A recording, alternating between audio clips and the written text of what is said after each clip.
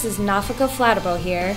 I went back to Swift County to visit two of my hometown boys, millennial farmer Aaron Vadnais and millennial farmer Tony Hallman. I asked these millennial farmers about the basics of farming. Check it out.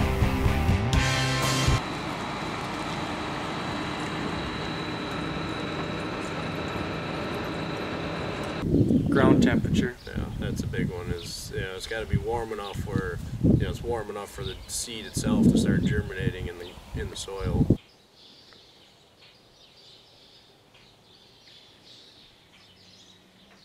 Crop insurance. Say we had a big hailstorm or flood or something, my insurance wouldn't pay for it if I planted it March 31st. But if I planted it April 1st, they'll cover it. And you can't plant your corn until, what did you say? April 15th, I think, is the earliest. It goes by which highway you're at. If you're south of Highway 212, you can plant April 13th. If you're south down near Pipestone, you can plant by April 5th.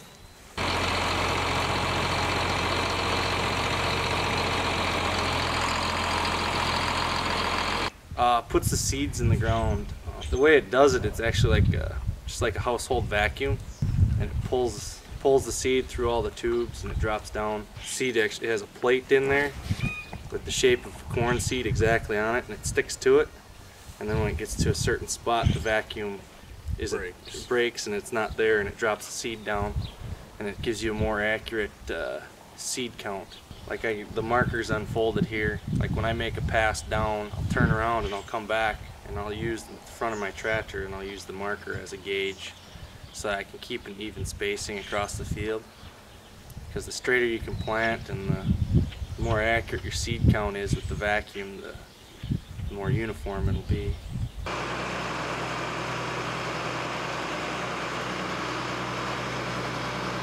The GPS or the vacuum, they had finger planters which basically pick the seed up and would flip it around, but a lot of times it'd fall off the finger, so then you'd have a lot of skips and you'd have a lot more wasted acres. And we can figure out what part of the field, terrible yield and great yield.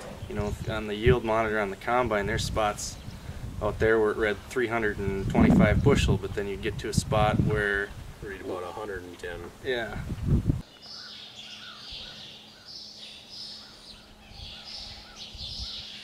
Another advancement from Grandpa to us would be, fertilizer and chemical.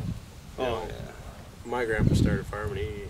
Fertilizer was cow turds. Some people spray it, put a pre-emerge herbicide down. You can actually, with the new planters, you can bump up the seed count and from the cab on the go just by a push of a button. If you got a good chunk of dirt out there, say it's like a valley of a hill or it's good heavy black dirt, you can put more seeds down there where it's going to grow better. I don't even know if Grandpa would know what the heck I was even talking about right now if he was listening.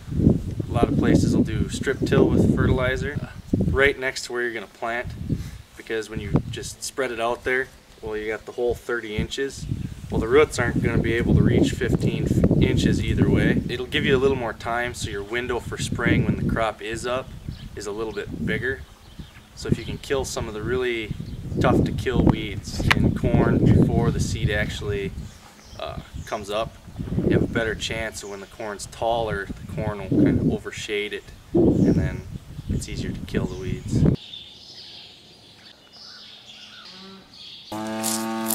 Take off mama.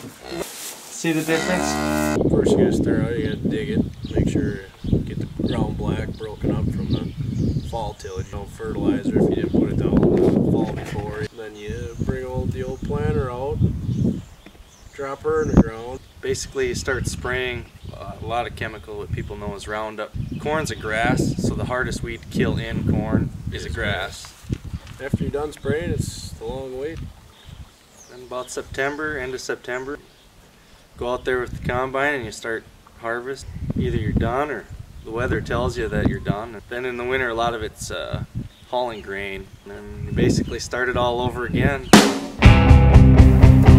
I hope you learned a thing or two about farming from millennials Aaron and Tony. If you're looking for more ways to connect with me online, Nafaka, look up my blog, nafaka.wordpress.com. Find me on Twitter @Nafaka, or find me on Facebook as Nafaka Flatibo.